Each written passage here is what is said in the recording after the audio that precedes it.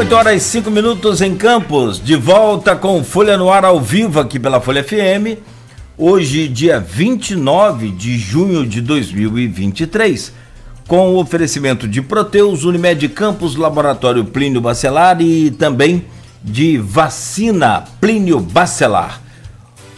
O trânsito mais cedo, como a gente falava, na BR-101, continua ainda interditada, não, está parcialmente interditada a BR, na altura de Bitioca, quilômetro 84, uma carreta tombou durante essa madrugada e deixando o trânsito lento aí, ok? Tem muita gente que viaja e tem hora também, esse compromisso, essa coisa, então fique atento aí. Tem que deixar sempre uma margenzinha, né? E o tempo é bom, faz sol com tempo claro nesta manhã e agora aqui no centro, 19 graus. No programa de hoje com o Rodrigo Gonçalves estamos conversando com a Graziela Escocar.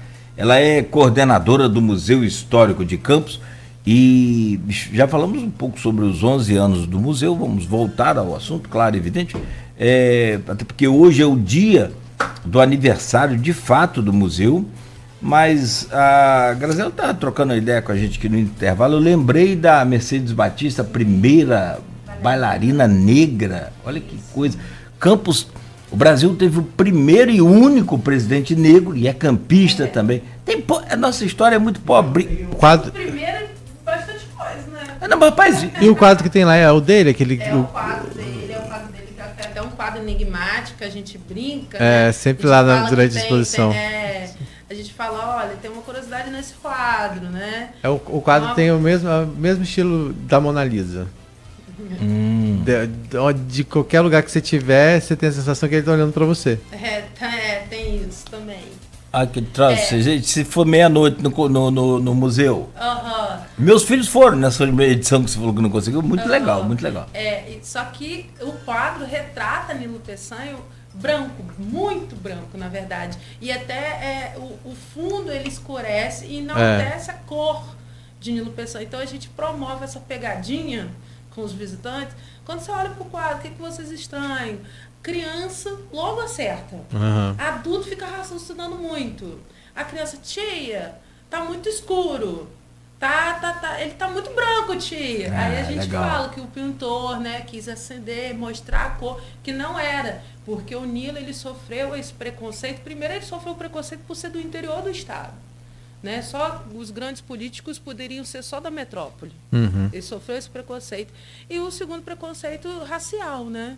A questão da cor dele, né? Tanto é que as imagens, né, quase sempre a gente vê Nilo Peçanha com branco, né? Ele fazia foto de estúdio, retratava ele branco. A gente tem uma exposição itinerante junto com o Instituto Histórico de Campos, junto com o Genilson, que a gente tem ali as charges mostrando como que os jornais caçoavam o Nilo Peçanha. Hoje daria até um processo, né? O processo é realmente racial, não de caçar o presidente, isso é comum, mas assim, racial da cor. Lavar o negrinho com uma bacia, falando que era para lavar Nilo Peçanha porque ele era negrinho, entendeu? Chamavam ele de mulato, né? Um mulato do interior. Então, esse preconceito, né? Um mulato do Morro do Coco.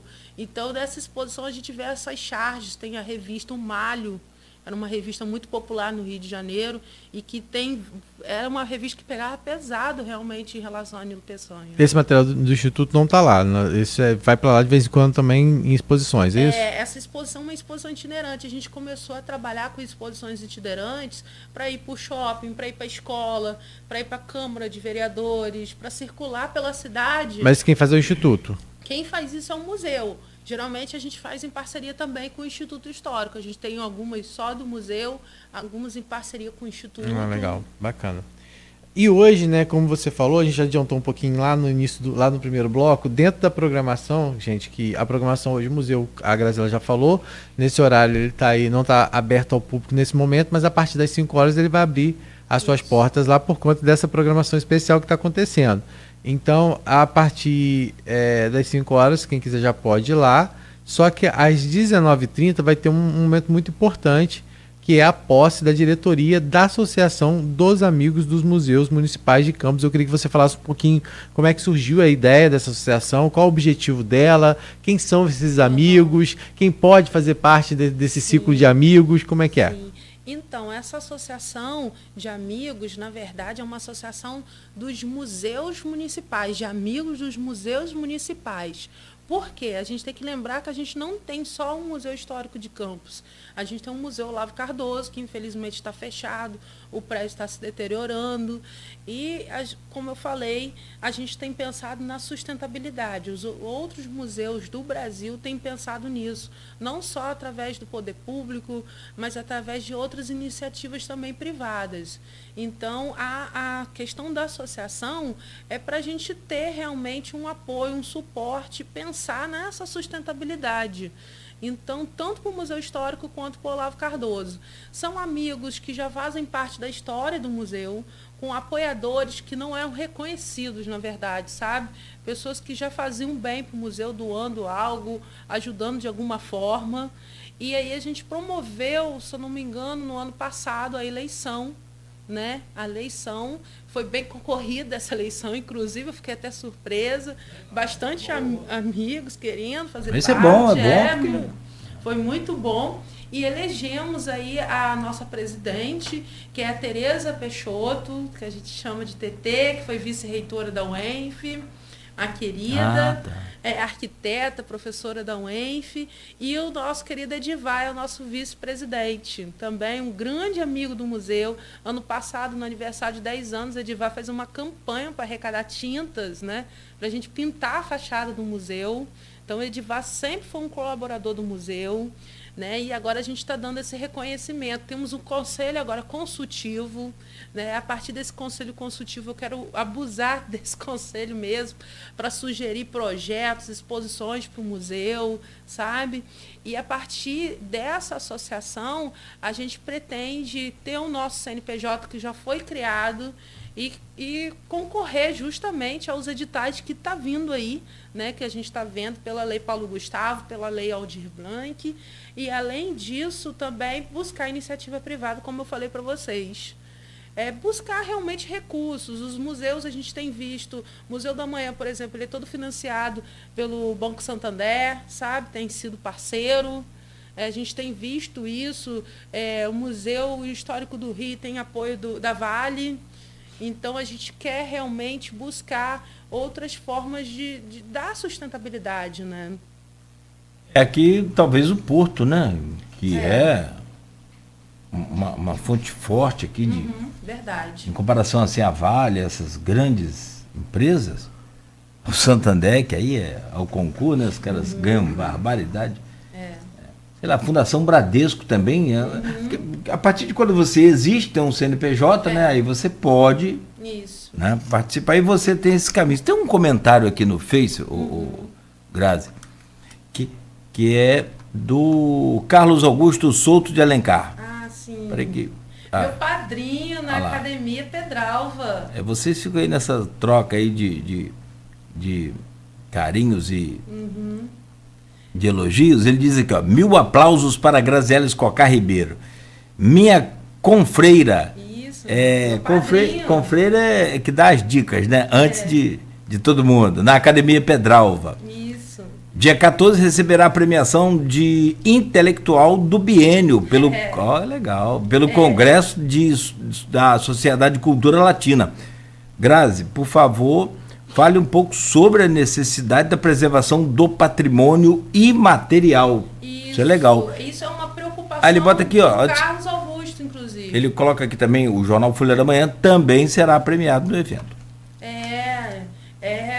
Eu fico meio envergonhada aí, mas a gente não, parabéns. Receber esse prêmio lá em São João da Barra, inclusive.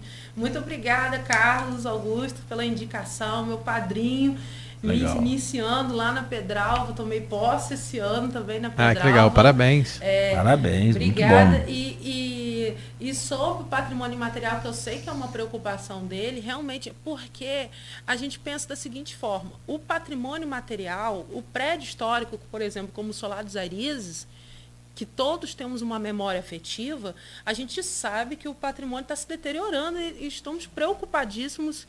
Edmundo Siqueira aí que publicou um livro muito bom, né, trazendo isso à tona, né, antes que se eu não me esqueço o nome do livro, que é muito antes que acabe, antes que agora me esqueci o nome do livro do Edmundo, mas é muito bom o livro do Edmundo. Ele traz esse resgate sobre o Solar dos Arizes, mas o que eu quero dizer é que o Solar dos Arizes ele está ali. Eu passo quase todo dia em frente a ele e eu vejo o Solar dos Arizes se deteriorando, as janelas estão se deteriorando, a gente acompanha o estado físico dele. Agora, o patrimônio imaterial é algo intangível. A gente não toca, a gente não sabe, a gente não tem como acompanhar. Inclusive nessa discussão da Livro Verde, que a gente vai falar daqui a pouco, um pouquinho. Antes que seja tarde, desculpa, Rodrigo. Antes que seja tarde, é um título até muito sagaz, pertinente, né, Edmundo? Parabéns pelo livro, uma publicação de excelência, trazendo a questão do Solar dos Arizes. Mas foi o que eu disse, a gente olha todo dia o Solar dos Arizes. É o que estão falando em relação agora ao Livro Verde, né? Eu não sei se procede, mas a informação que foi falada na Câmara é que o prédio é tombado como patrimônio, mas a livraria, a história, a questão imaterial da livraria, o patrimônio, como patrimônio imaterial não é tombado. E a proposta é que isso seja apresentado ao Copan. Não sei se de fato isso procede, mas foi o que é apresentado na Câmara. Sim, eu acho que deve tombar, sim. Mas eu acho que esse tombamento, sabe, Rogério, não vai dar a eficácia do que realmente a livraria hoje precisa. Eu acho que a livraria precisa de um apoio da iniciativa pública e privada, sim, para dar sustentabilidade. Senão vai ser mais um patrimônio que a gente vai perder, assim como perdemos o Monitor Campista, que era o jornal também mais antigo da América Latina, e perdemos o Monitor Campista. Então, e foi assim, foi lamentável a perca do Monitor Campista. Eu acho que vocês são da comunicação, vocês devem ter acompanhado isso. Foi trágico demais para Campos, perder a circulação. Ele era ligado ao Diário Associados, era um jornal até neutro nesse sentido, né? E a gente perdeu um patrimônio histórico de Campos, a circulação dele. Deixou de existir um jornal mais antigo da nossa cidade, deixou de existir. E agora a gente vai acompanhar outra trágica história, né? Se a gente não fizer algo, né? Então, eu acho que o tombamento em si da livraria não resolve a situação. Concordo com, acho que foi até o artigo que você falou mais cedo, né, Cláudio? Concordo. Acho que o tombamento em si não resolve. Acho que a gente tem que buscar outras iniciativas também. Agora, sobre essa questão do patrimônio imaterial de Campos, isso você percebe que ainda precisa de um pouco mais de atenção? Precisa, porque, como eu disse, a gente não acompanha, então a gente não sabe como que está. Se os cavaleiros da cavalhada eles estão passando de geração para geração. Aí a Gisele, no início você falou Gisele, mas Gisele é uma amiga historiadora também, a Gisele Gonçalves. Teve aqui já. Teve. A Gisele Gonçalves, ela publicou um livro sobre a cavalhada, ela tem um trabalho de pesquisa voltado para eles.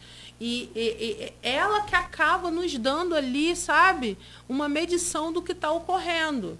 Porque a gente não tem esse envolvimento de estar lá acompanhando no dia a dia. Será que eles estão passando de geração para geração? Será que a nova geração quer ser cavaleiro? Entendeu? Porque, de repente, pode morrer. Pode ter um ano aí que a cavalhada não vai se apresentar. Por quê? Porque não existe mais. Acabou. Como a Folia de Reis. A Folia de Reis em Campos está extinta.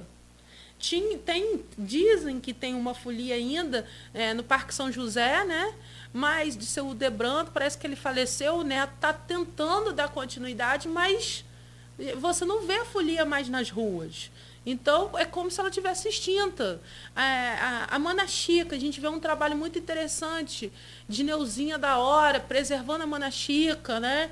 Com o grupo dela, Noinha com o Jongo, né? Mas a hora que Noinha falecer, será que alguém vai dar continuidade ao que Noinha tem feito?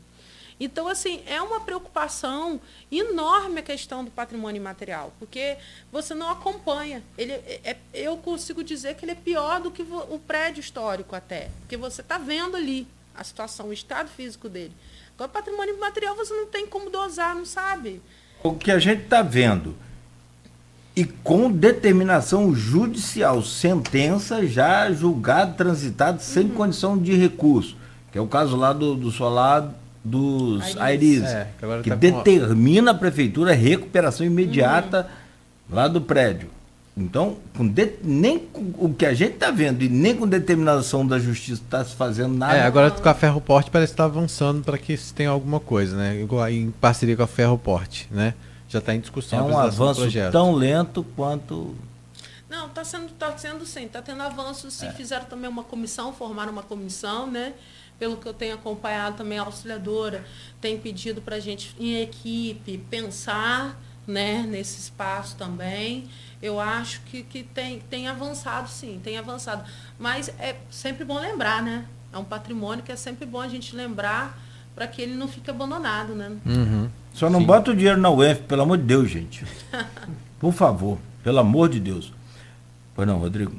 Não, é isso. Aí eu queria que ela falasse um pouquinho mais sobre essa associação, que essa associação, ela vai, de uma certa forma, ela vai ser voltada aos museus, né? E hoje em Isso. Campos nós temos dois, É. que é o Museu História de Campos e o Olavo, né? Isso. Essa associação, você falou que vai ser, ela tem essa possibilidade de trazer recursos para cá, mas quem pode fazer parte dessa associação? Não estou falando da diretoria, mas qualquer pessoa pode participar, Pode como é se que é? filiar, sim, pode se filiar, participar como amigo do museu. Agora que a diretoria vai tomar posse, a diretoria vai formalizar isso, como vai ser feito essa associação, como que você pode se filiar.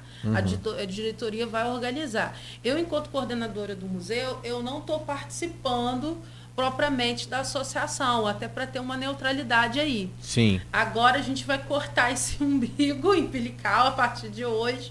Agora a TT, né, Peixoto, vai organizar direitinho como que vai ser essa filiação, tá? Entendi.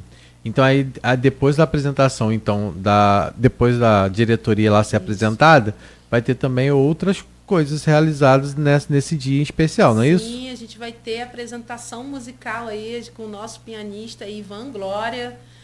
Ele vai tocar o hino de Campos, que fica em piano, você tem que ver. No piano. Mas é o que eu estou falando. Eu repito, o arranjo do hino de Campos, na minha opinião, não é que eu possa classificar como feio, mas não é para um hino de uma cidade que tem que ser aquele hino. Mas faz parte da nossa história, né? Patrimônio também. Não, desculpa, eu não concordo. Mas a letra, eu gosto da letra. A letra é maravilhosa. A letra não tem nada a ver com a parte fúnebre da melodia.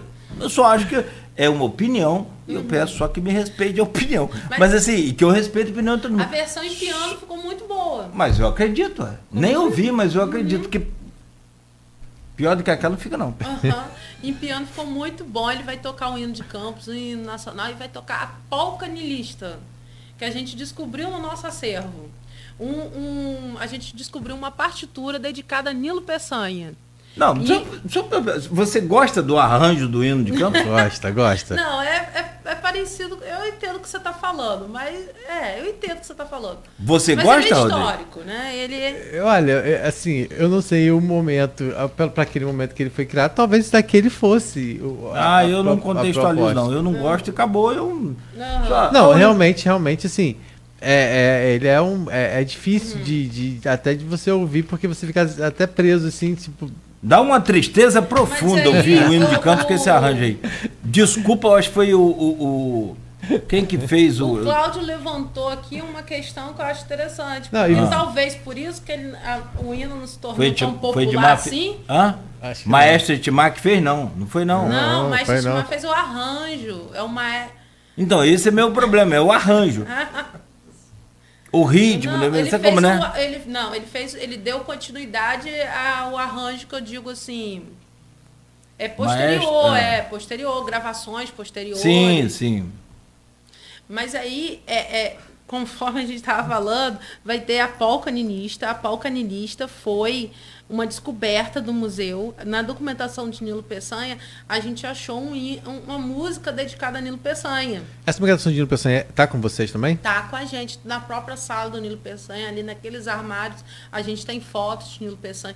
Estão guardados, fechadinhos, porque a gente quer realmente ampliar nosso acervo expositivo, nosso desejo. Mas como a gente teve que receber um museu dentro de outro museu, entendeu? Diminuiu um pouquinho o nosso espaço. Eu desejo muito que o Olavo Cardoso volte a ser um museu-casa, volte com o acervo do Olavo Cardoso, sabe? Porque Campos só tem parte do que ficou, né? Porque a gente sabe que parte se perdeu, né?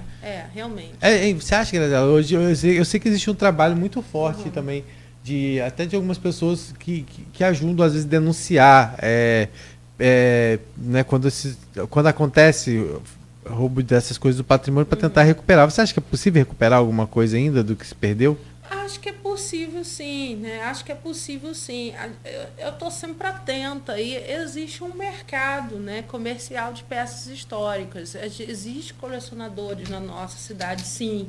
Eu estou sempre atenta, sabe, Rogério? Com coisas parecidas, com que, né, foi catalogado, né?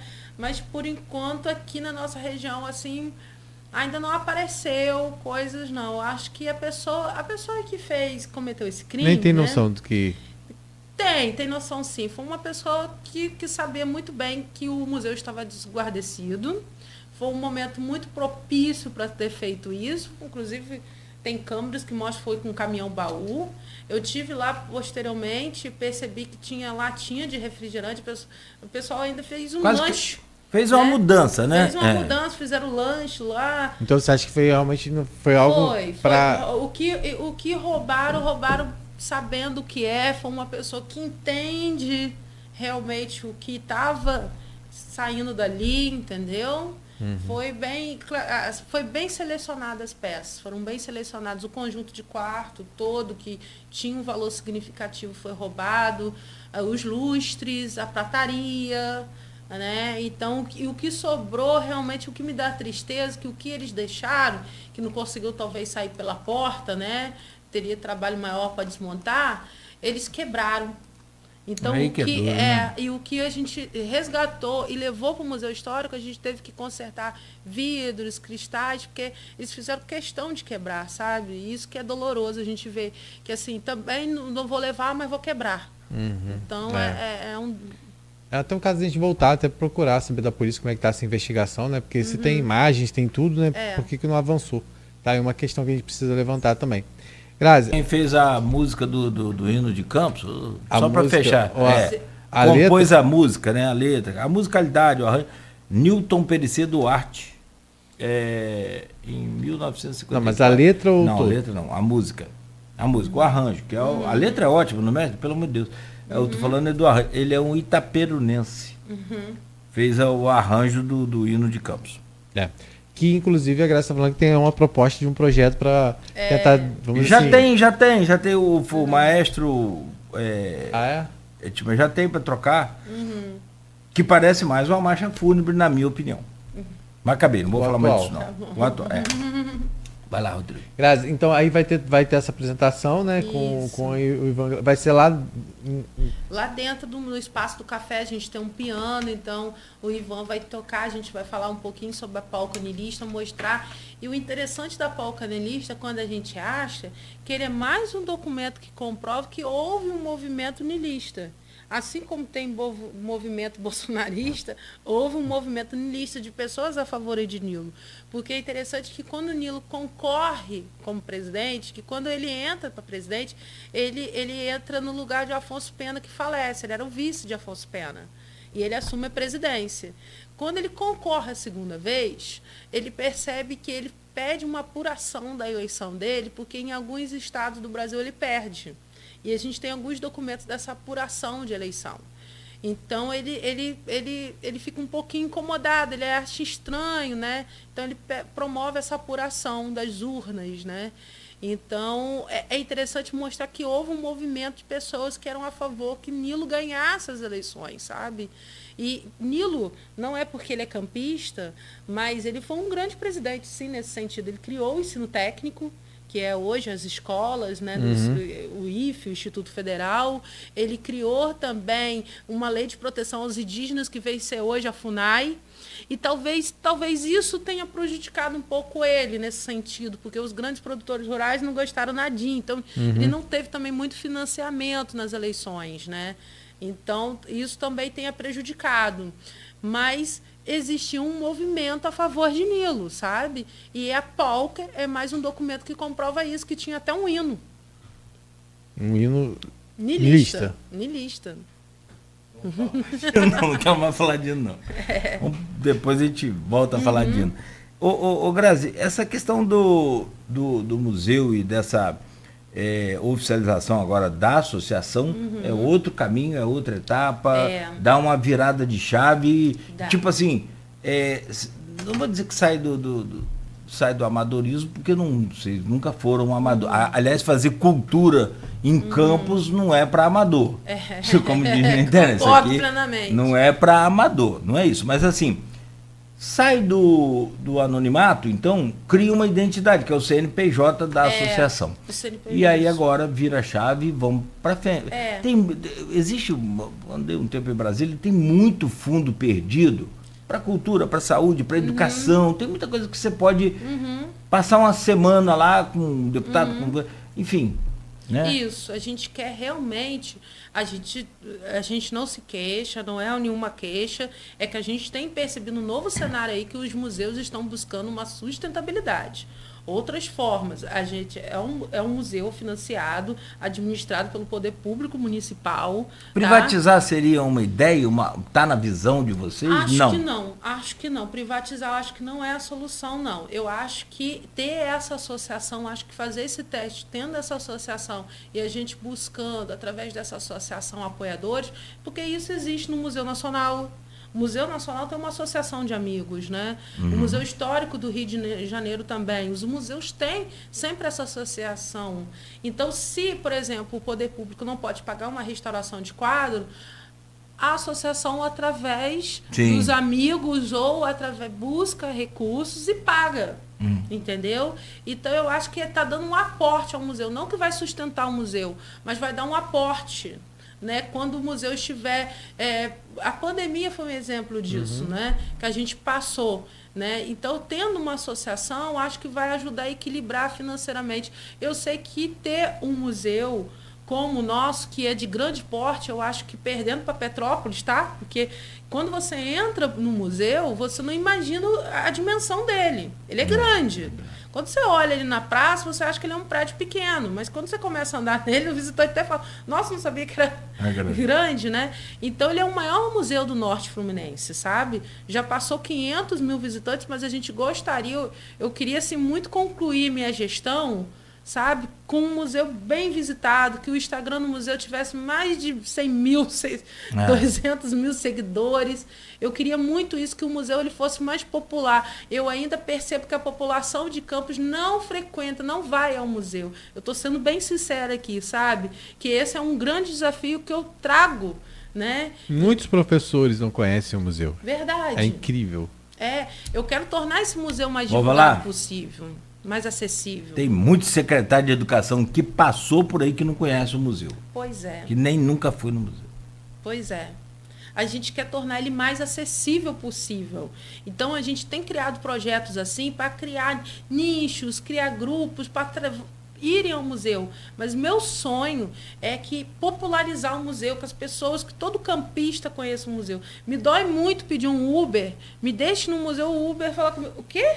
Campos tem museu? Eu não sabia. Me dói muito, eu confesso isso para vocês. Isso é um desafio que eu coloco para mim. Tornar o museu mais popular possível.